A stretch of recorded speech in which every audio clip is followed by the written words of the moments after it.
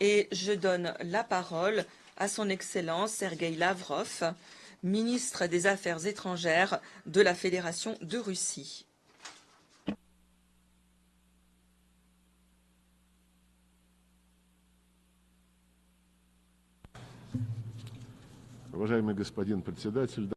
Monsieur le Président, Mesdames et Messieurs, il y a quelques jours, dans ce bâtiment, s'est tenu le Forum de l'avenir. La Russie a adhéré à l'idée du secrétaire général qui consistait à convoquer un tel sommet, car la crise de l'organisation ne fait que s'aggraver et il faut faire quelque chose. Nous avons participé à la préparation du sommet, mais nous ne nous bercions pas d'illusions. En effet, il y a déjà eu beaucoup de grands sommets, de grandes déclarations, aussitôt oubliées. Par exemple, il y a eu le sommet du millénaire, qui avait proclamé l'objectif qui consistait à libérer les peuples du fléau de la guerre. Mais 2 ans plus tard, les États-Unis avaient envahi l'Irak sans mandat du Conseil de sécurité. Ce pays, aujourd'hui, ne s'est toujours pas relevé des conséquences de cette aventure militaire. Ensuite, en 2005, il y a eu le sommet des Nations Unies qui avait déclaré l'attachement à un monde juste conformément aux principes de la Charte des Nations Unies.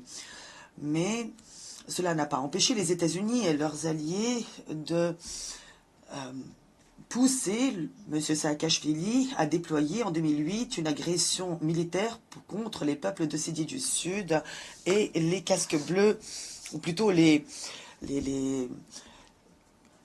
forces russes qui étaient chargées de maintenir la paix sur place. 3 ans plus tard, l'OTAN a organisé une intervention militaire en Libye, détruisant ce pays et sapant la stabilité des pays voisins. En 2015, il y a eu un autre sommet des Nations Unies, un sommet sur le développement durable, dont l'objectif était de lutter contre la pauvreté et les inégalités.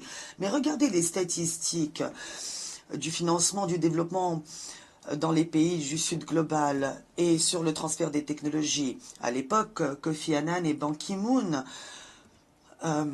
l'avaient déjà déclaré, tout comme M. Gutiérrez aujourd'hui, il fallait réinitialiser la coopération mondiale. C'est un bon slogan. Qui serait contre un tel slogan? Mais comment peut-on parler de coopération internationale lorsque l'Occident piétine toutes ces valeurs qui, soi-disant, lui sont chères, fondées sur la mondialisation et qui étaient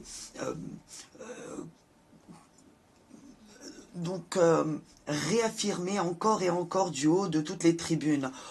Où est la présomption d'innocence? Où est la liberté d'expression, l'accès à l'information, la concurrence non faussée sur les marchés, sur des règles claires? Le secrétaire général parle de coopération internationale alors même que les pays occidentaux déploient une véritable guerre de sanctions contre une bonne moitié, sinon la majorité des États du monde. Quant au dollar, qu'on nous avait présenté comme un véritable patrimoine de l'humanité tout entière, aujourd'hui il devient simplement une arme. 60 ans que se poursuit le blocus de Cuba, alors que la majorité de la communauté internationale réclame la levée de ce blocus. Les institutions de Bretton Woods, quant à elles, ne reflètent plus en rien la répartition du pouvoir et le rapport de force dans l'économie mondiale. Pourtant, l'Occident veut encore et toujours promouvoir ses propres objectifs en s'appuyant sur ses institutions et ses structures. Comme l'a montré le sommet de l'avenir, on cherche encore à diluer le caractère intergouvernemental de notre organisation. Les changements dans les méthodes de constitution des membres du secrétariat sont bloqués. Aujourd'hui, les postes clés sont factuellement occupés par des représentants d'une minorité occidentale. Le secrétaire général, certes, appelle à la réinitialisation de la coopération mondiale, mais pour cela, il faut d'abord que le secrétariat promeuvent des idées qui nous unissent, proposent des compromis au lieu de trouver des justifications pour que l'Occident puisse intégrer dans le travail des Nations Unies un discours qui ne profite qu'à lui. Il n'est pas encore trop tard, on peut encore insuffler une nouvelle vie au sein de l'organisation, mais on ne peut pas faire cela à l'aide de sommets complètement détachés de la réalité ou à l'aide de déclarations pompeuses qui finalement ne veulent rien dire. Ce qu'il faut, c'est rétablir la confiance sur la base du principe de l'égalité souveraine des États membres. Mais aujourd'hui, la confiance est compromise, car l'Occident cherche à contourner les Nations Unies en créant des formats étroits pour créer des pour soi-disant régler des problèmes qui nous concernent tous, comme par exemple la gouvernance d'Internet ou l'élaboration de règles pour l'utilisation et la réglementation de l'intelligence artificielle. Mais comme je le disais, ces problèmes nous concernent tous. C'est pourquoi il faut les régler ensemble, sur une base universelle, sans discrimination. Il faut être honnête et intégrer dans ce processus tous les membres des Nations Unies. Alors que le pacte de l'avenir, par exemple, a été adopté alors qu'il n'y a pas eu une seule séance plénière. Aujourd'hui, ce pacte, qui est à peine né, va rejoindre le panthéon des déclarations qui seront aussitôt oubliées et qui ne fonctionnent pas, bien qu'il soit bien rédigé en langue anglaise, c'est sûr. C'est ça, le triste sort des résultats de tels sommets. Le Conseil de sécurité, dont les résolutions sont pourtant juridiquement contraignantes, n'arrive pas à les faire appliquer. On l'a vu avec les accords de Dayton également sur le règlement à Kosovo. Mais il y a aussi, et c'est l'exemple peut-être le plus criant, le fait que depuis 80 ans, les résolutions adoptées par consensus au Conseil de sécurité sur la création d'un État palestinien n'arrivent pas à être appliquées, alors que l'objectif est que Israël et la Palestine vivent en paix et dans la sécurité. On ne peut pas bien sûr justifier les actes de terrorisme commis le 7 octobre, mais ce qu'on voit aujourd'hui, c'est une punition collective des Palestiniens, c'est une catastrophe humanitaire sans précédent. Aujourd'hui, les armes américaines servent à tuer des populations civiles. Alors ce qu'il faut, c'est aujourd'hui acheminer de l'aide humanitaire, organiser la reconstruction et garantir surtout le respect par les des droits des Palestiniens, notamment leur droit à l'autodétermination. On ne peut pas aujourd'hui accepter ce qui se passe. Et un autre exemple de méthode terroriste utilisée par ces acteurs, c'est le fait que l'on transforme des appareils de communication en armes fatales, meurtrières. Un exemple que nous connaissons tous. Il faut donc aujourd'hui faire toute la lumière sur ce crime. Bien sûr, les États-Unis vont nier leur implication dans cet incident, alors qu'on le sait. Ils le savaient tout au moins que cela allait se produire. Mais ils avaient fait pareil concernant l'explosion de Nord Stream, ces gazoducs qui étaient pourtant un formidable symbole de coopération internationale.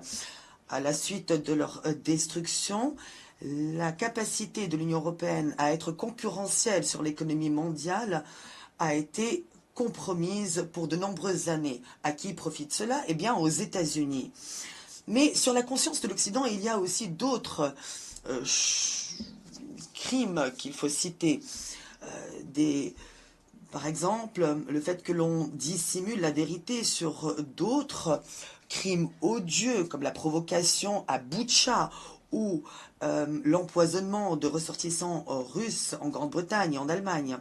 Le secrétariat des Nations Unies ne peut pas aujourd'hui être mis de côté dans les efforts visant à établir la vérité sur des situations qui touchent directement la sécurité mondiale.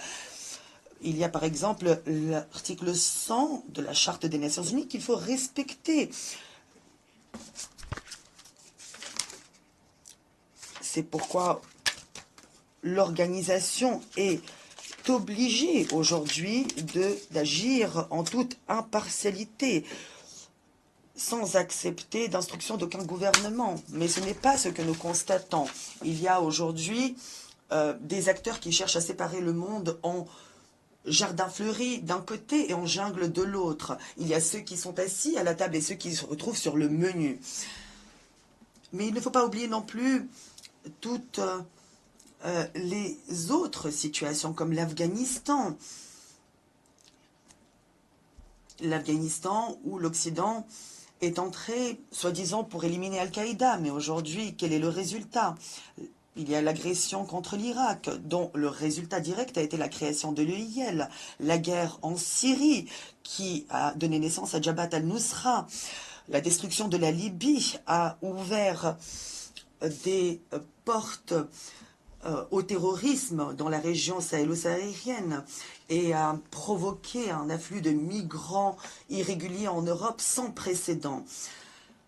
Ce qui nous préoccupe également, c'est la pratique des assassinats politiques, comme nous l'avons constaté récemment à Beyrouth, encore une fois.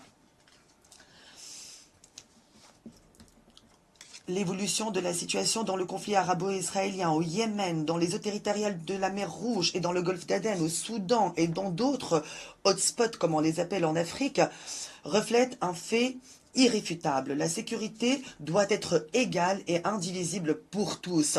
Autrement, il n'y aura pas de sécurité nulle part. C'est une vérité pourtant simple que la Russie, pendant des années, a essayé de faire comprendre à Washington, à Londres et à Bruxelles, alors que ces derniers sont empêtrés dans leur complexe et s'estiment exceptionnels.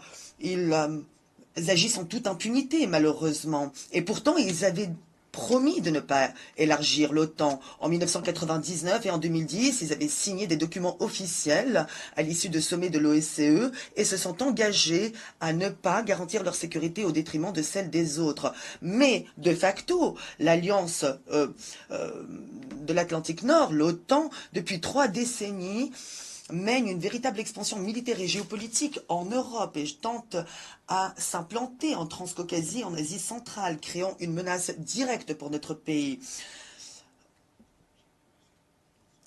L'Occident ne parle plus de coopération internationale dans ce contexte, alors que le secrétaire général en rêve. Aujourd'hui, dans les documents de doctrine militaire des pays occidentaux, on accuse directement la Russie, la Chine, le Bélarus, la RPDC, l'Iran d'être une menace pour leur propre hégémonie, leur domination.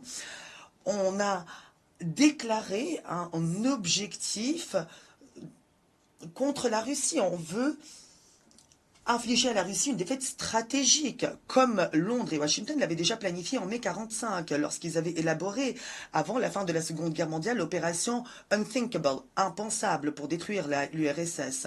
C'était une opération gardée dans le plus strict secret. Mais aujourd'hui, les stratèges anglo-saxons ne dissimulent même plus leurs objectifs. Bien sûr,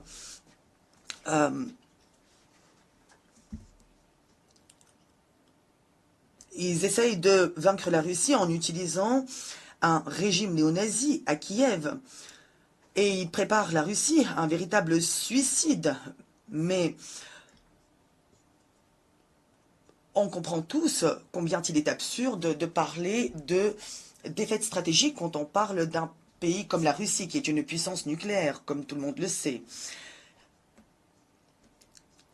On essaye également de promouvoir ce qu'on appelle la formule de la paix.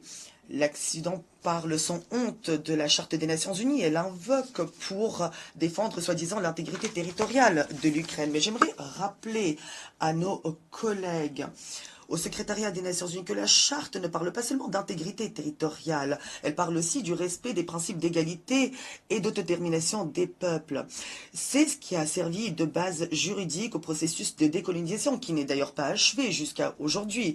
Et en 1970, l'Assemblée générale avait, à l'unanimité, adopté une déclaration sur le respect de l'intégrité territoriale des États dont les gouvernements respectent le droit de leur peuple à l'autodétermination. Je souligne que c'est une déclaration adoptée à l'unanimité par l'Assemblée générale des Nations unies après de longues années de discussions et de débats laborieux. Et je n'ai pas à vous prouver que les néo-nazis ukrainiens qui ont pris le pouvoir par la force à Kiev à la suite d'un coup d'État sanglant appuyé par les États-Unis en février 2014 ne représentait pas et ne représente toujours pas la population russe de Crimée, du Donbass et de la Nouvelle-Russie. Or, les dirigeants occidentaux ne parlent pas des droits de ces populations. Nous le savons, aujourd'hui, la langue russe avait été interdite légalement dans tous les domaines, dans l'éducation, dans les médias, dans l'art, dans la culture et même dans la vie quotidienne. Une nouvelle loi a été adoptée récemment sur l'interdiction de l'Église orthodoxe ukrainienne de tradition canonique. Ce sont là des violations flagrantes des droits des populations russes, droits pourtant inscrits dans la Charte des Nations Unies. À cela vient s'ajouter la menace qui pèse sur la sécurité de la Russie et sur celle de toute l'Europe d'ailleurs, une menace qui émane du régime de Kiev. C'est pour éliminer ces menaces que nous avons lancé l'opération militaire spéciale. Notre objectif est de protéger notre pays, d'assurer sa sécurité pour les générations actuelles et futures. Certains de nos partenaires, certes, cherchent à assurer la médiation dans cette situation et nous apprécions d'ailleurs à leur juste valeur leur démarche constructive. Contrairement à cette soi-disant formule de la paix, leurs efforts sont vraiment utiles. Mais nous appelons encore et toujours à prendre en considération les causes profondes de cette situation. Si ces causes profondes ne sont pas éliminées, il n'y aura pas de paix réelle ou pérenne.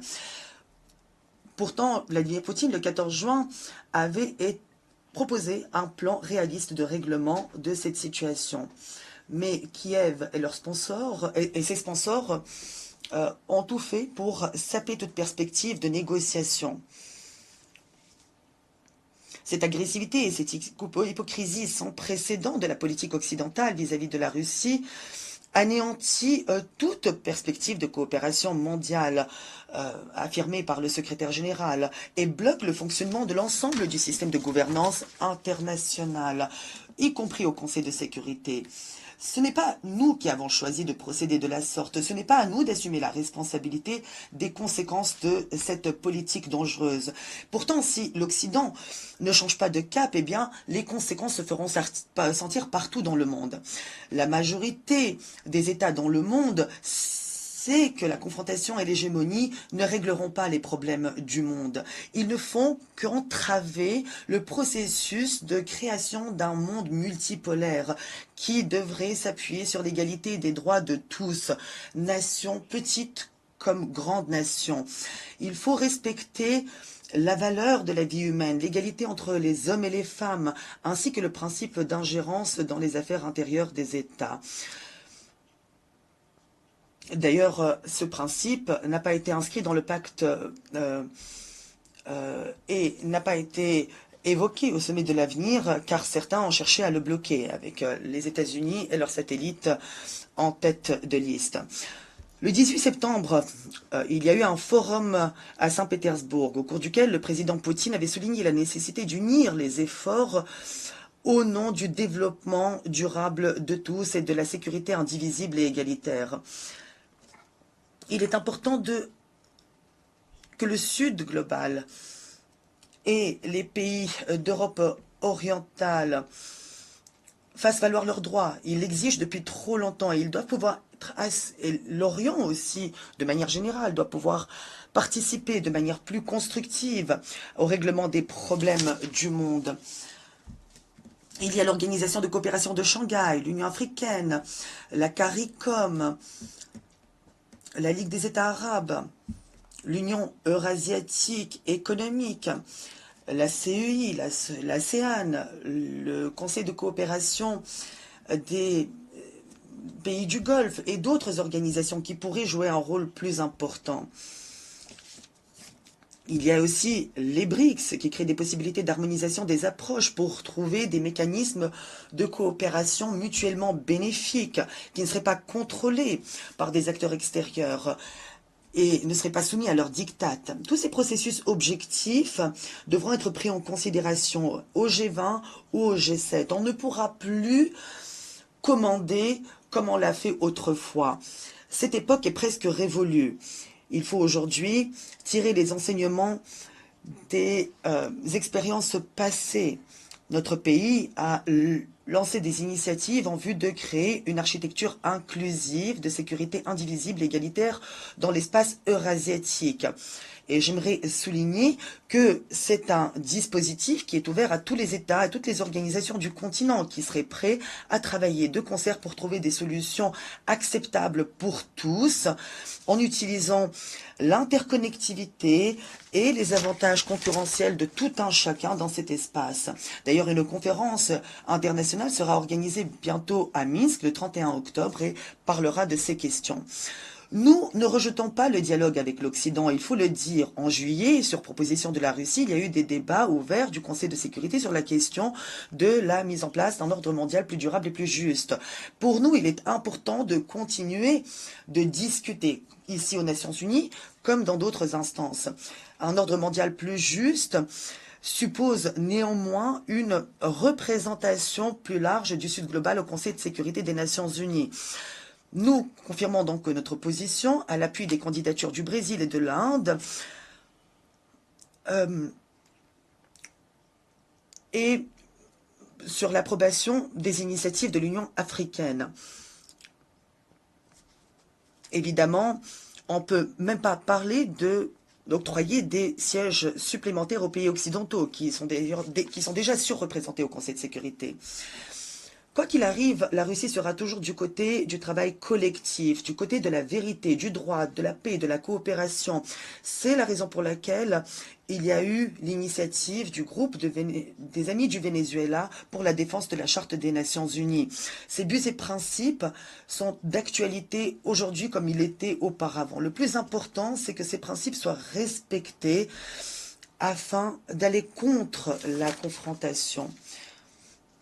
Il est extrêmement important pour nous de continuer de défendre la paix et la coopération afin que les idéaux inscrits dans la Charte des Nations Unies trouvent une expression concrète. Comme je l'ai dit, cette initiative du groupe de Venezuela reste d'actualité aujourd'hui. Le plus important, c'est que tous, sans exception, respectent les principes de manière universelle et non pas de manière sélective. Il faut en effet trouver un équilibre entre les intérêts nationaux légitimes de tous les pays